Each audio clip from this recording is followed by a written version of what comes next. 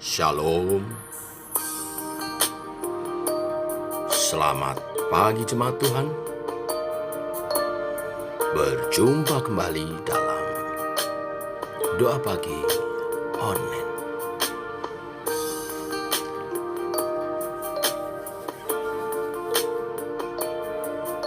Bejanamu.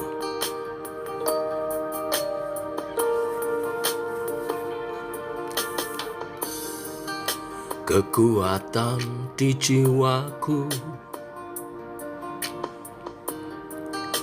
ketenangan batinku, ada dalam hadirat-Mu, ku menyembah-Mu.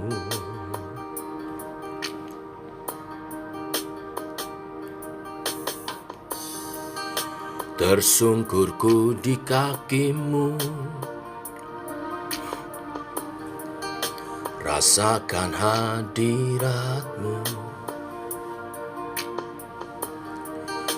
Takkan ku melepaskan-Mu, Kau cahaya bagiku.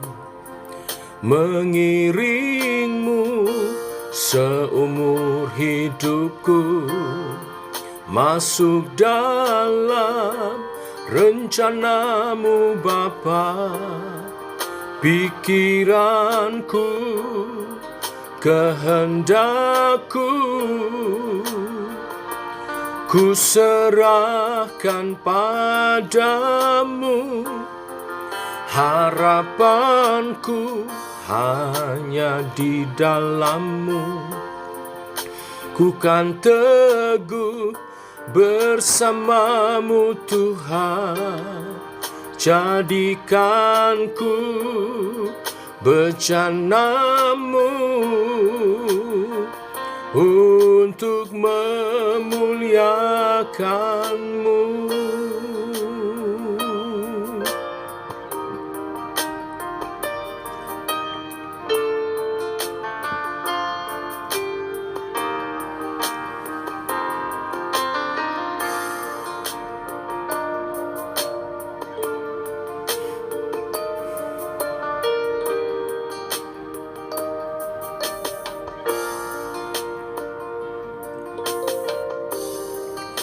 Kekuatan di jiwaku,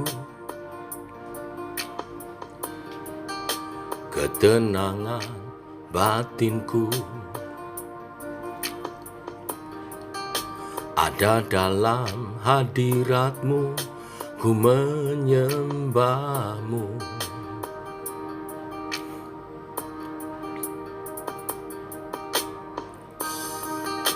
Tersungkurku di kaki-Mu, rasakan hadirat-Mu. Takkan ku melepaskan-Mu, Kau cahaya bagiku. Mengiring-Mu seumur hidupku, masuk dalam rencana-Mu Bapa. Pikiranku, kehendakku, ku serahkan padamu. Harapanku hanya di dalam-Mu. Ku kan teguh bersama-Mu Tuhan. Jadikan ku bejana-Mu untuk memuliakan-Mu. Mengiring-Mu seumur hidupku, masuk dalam rencana-Mu Bapa. Pikiranku, kehendakku,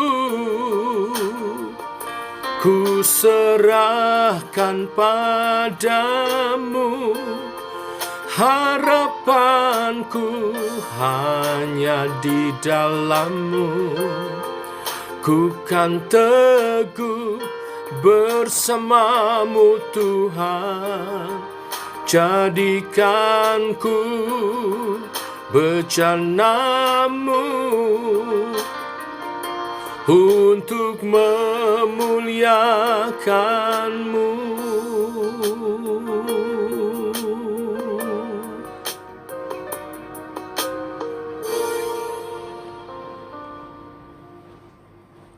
Tiba waktunya untuk kami merenungkan firman-Mu. Firman-Mu adalah suluh dan terang bagi jalan kami. Dalam nama Tuhan Yesus Kristus. Amin. Bapak Ibu, kita sampai pada penghujung pasal 5 dari Injil Matius. Matius pasal 5 ayat 43 sampai 48. Demikian firman Tuhan. Kamu telah mendengar firman, kasihilah sesamamu manusia dan bencilah musuhmu. Tetapi aku berkata kepadamu, kasihilah musuhmu dan berdoalah bagi mereka yang menganiaya kamu. Karena dengan demikian kamu menjadi anak-anak Bapamu yang di surga, yang menerbitkan matahari bagi orang yang jahat dan orang yang baik, dan menurunkan hujan bagi orang yang benar dan orang yang tidak benar. Apabila kamu mengasihi orang yang mengasihi kamu, apakah upahmu? Bukankah pemungut cukai juga berbuat demikian? Dan apabila kamu hanya memberi salam kepada saudara-saudaramu saja, apakah lebihnya daripada perbuatan orang lain? Bukankah orang yang tidak mengenal Allah pun berbuat demikian? Karena itu haruslah kamu sempurna, sama seperti Bapamu yang di surga adalah sempurna. Amin. Bapak Ibu, ayat 43-44 mengatakan, kamu telah mendengar firman, kasihilah sesama manusia dan bencilah musuhmu. Tetapi aku berkata kepadamu, kasihilah musuhmu dan berdoalah bagi mereka yang menganiaya kamu. Sebelum membahas lebih dalam, kita mesti mengawali kembali tentang bahwa Yesus datang bukan untuk meniadakan hukum Taurat dan kitab para nabi, tetapi untuk menggenapi, memberi arti yang sesungguhnya. Perintah untuk mengasihi sesamamu manusia sesungguhnya sudah diperintahkan dan ditekankan di Perjanjian Lama. Contohnya, Imamat 19 ayat 18, janganlah engkau menuntut balas dan janganlah menaruh dendam terhadap orang-orang sebangsamu, melainkan kasihilah sesamamu manusia seperti dirimu sendiri. Akulah Tuhan. Tetapi dalam Perjanjian Lama tidak pernah ada diajarkan ayat yang berbunyi bencilah musuhmu. Lalu mengapa Yesus berkata, kamu telah mendengar firman, kasihilah sesamamu manusia dan bencilah musuhmu? Yang dimaksud adalah mendengar pengajaran dari para ahli Taurat dan orang Farisi. Ahli-ahli Taurat dan orang Farisi menafsirkan bahwa Imamat 19 ditujukan kepada segenap jemaat Israel. Ini menyebabkan mereka berkata bahwa sesama mereka adalah sesama orang-orang Yahudi atau orang-orang yang sebangsa dan seagama dengan mereka. Mereka beranggapan bahwa hukum ini sama sekali tidak berbicara tentang orang asing atau musuh. Tetapi Yesus meluruskan hal ini, bahwa sesamamu manusia termasuk semua orang, baik bangsa Yahudi maupun orang bukan Yahudi. Dan musuh adalah orang yang bersikap jahat kepada kita, membenci, bahkan menganiaya kita. Bagi mereka yang memusuhi kita ini, Tuhan mengajar untuk tidak membenci tetapi mengasihi dan mendoakan mereka. Mengasihi musuh mengandung dua sisi. Sisi pertama secara pasif, yaitu dengan tidak membalas kejahatan mereka. Tetapi sisi kedua secara aktif, dengan mendoakan mereka, tentunya agar bertobat. Berdoa bagi musuh adalah teladan dari Tuhan kita Yesus Kristus. Seperti dicatat dalam Lukas 23 ayat 34, saat Yesus disalib, Yesus berkata, "Ya Bapa, ampunilah mereka, sebab mereka tidak tahu apa yang mereka perbuat."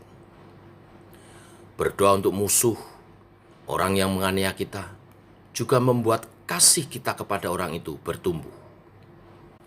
Teolog Barclay mengatakan tidak ada orang yang bisa berdoa untuk orang lain dan tetap membencinya. Ini artinya dengan mendoakan musuh kita, kita akan belajar melepas pengampunan. Dan itulah yang diajarkan Tuhan Yesus. Mengapa kita harus mengasihi musuh kita? Orang-orang yang menganiaya kita, orang-orang yang membenci dan merancangkan yang jahat atas kehidupan kita. Ada banyak manfaatnya Bapak Ibu, ternyata pengajaran Tuhan Yesus ini. Saya catat setidaknya ada 3. Selain yang utama, menunjukkan bahwa kita adalah anak-anak Allah yang mencerminkan sifat dan karakter Allah, sifat dan karakter Kristus dalam kehidupan kita. Yang pertama, kita mengasihi musuh akan mendatangkan kebahagiaan bagi kita.